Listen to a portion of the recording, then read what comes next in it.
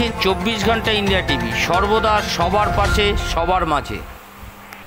ঘরের মধ্যেই এক বৃদ্ধার মৃতদেহ পাওয়া গেল।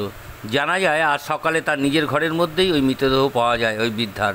বাড়ির লোকজন জানায় বেশ কিছুদিন ধরেই অসুস্থতার কারণেই মানসিক অবসাদে ভুগছিল ওই বৃদ্ধা। এই বিষয়ে তার ছেলের মুখে শুনে নেব তার মৃত্যুর কাহিনী। 24 ঘন্টা ইন্ডিয়া টিভির প্রতিনিধি নদিয়া থেকে জগন্নাথ মণ্ডলের বিশেষ প্রতিবেদন।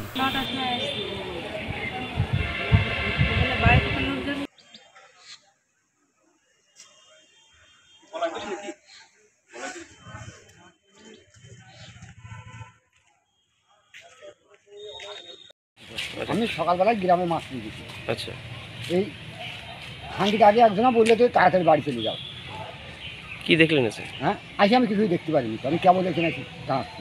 কি শুনেছেন, কি মানে শুনলেন কি? হ্যাঁ, কিভাবে মারা গেছে? আমাদের গলায় ধরে মারা গেছে। কে? আমার মা। কি কারণটা কি? কারণটা আমি কিছু বলতে পারবো না। কি নাম মায়ের আপনার? হ্যাঁ, কুমারানী পাল। বয়স কত? বয়স ওই মোটামুটি 68-70 এরকম হবে। আপনার নাম? আমার নাম শ্যামল পাল। বাড়ি কোথায়? বাড়ি বিহারে মোটপাড়া।